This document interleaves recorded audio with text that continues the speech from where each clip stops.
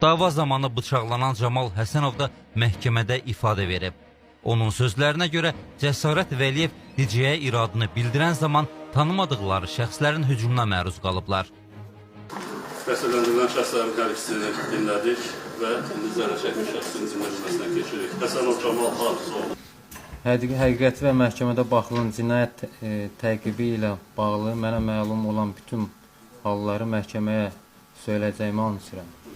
Muska sifariş olundu, muska dinləmək üçün.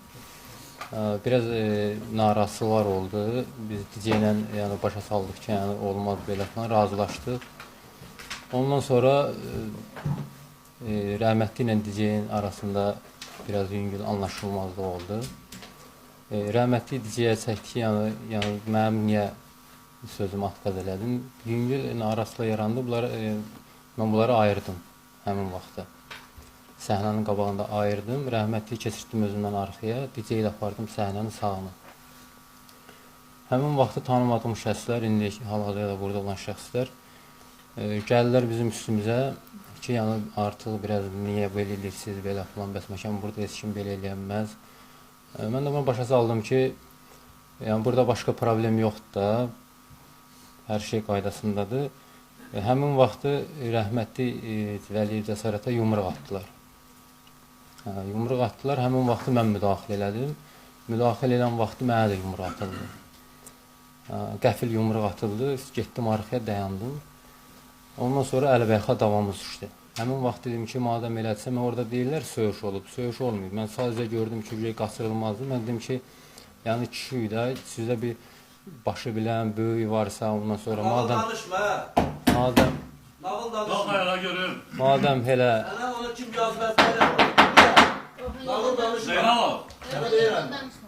Zeynalov! Nağıl danışma! Əlin qaharıram, sən. Zeynalov!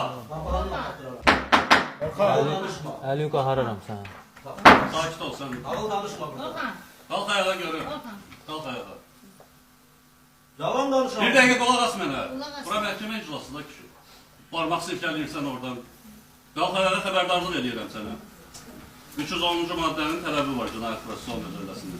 Məhkəmə iclasında qaydanı pozan şəxs, o cümlədən təsirləndirilən şəxs, bütün məhkəmə iclası dövrü üçün və yaxud da məhkəmənin bir hissəsi üçün məhkəmə iclası salonundan çıxarıla bilər və onun iştirakı olmadan məhkəmə iclası davam edə bilər. Aydın oldu. Biz öyle onu yığışmışa baxaq görək, yalan danışır, səhv. Aydın oldu.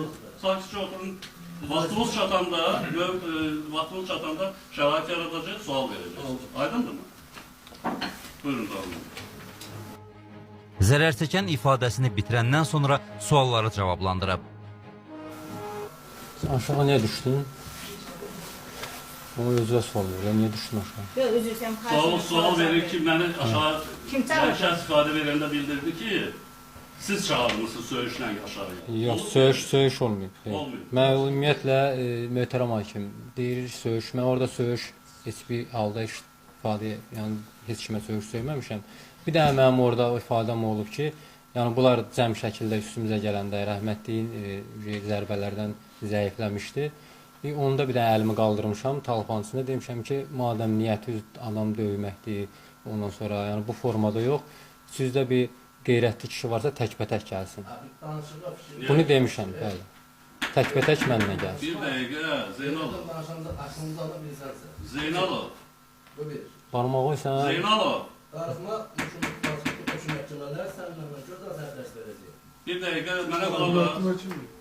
Sən cəmaata nə hətta qorxu çıxacağım, belə eləyəcəm, falan eləyəcəm. O deyir ki, barmağını qıracaq. Sən sual verdin ki, kim çağırdı? Dedi ki, mən çağırmamışam, özür başqa sualım var mı?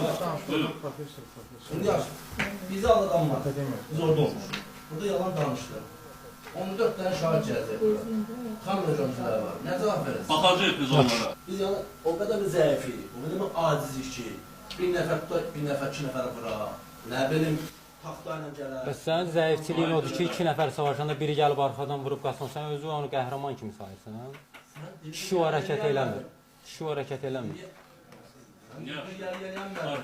Kişi hərəkət eləmir. Cəsarət öldürən sənsən. Otur əyləş. Sağ qabana. Niye öldürdün ben onun üstüne gidip kaldım. Bu el adam. Öldürdün bu adamı. Zeynal'a. Onu 14'ünde eşimi öldüren ben.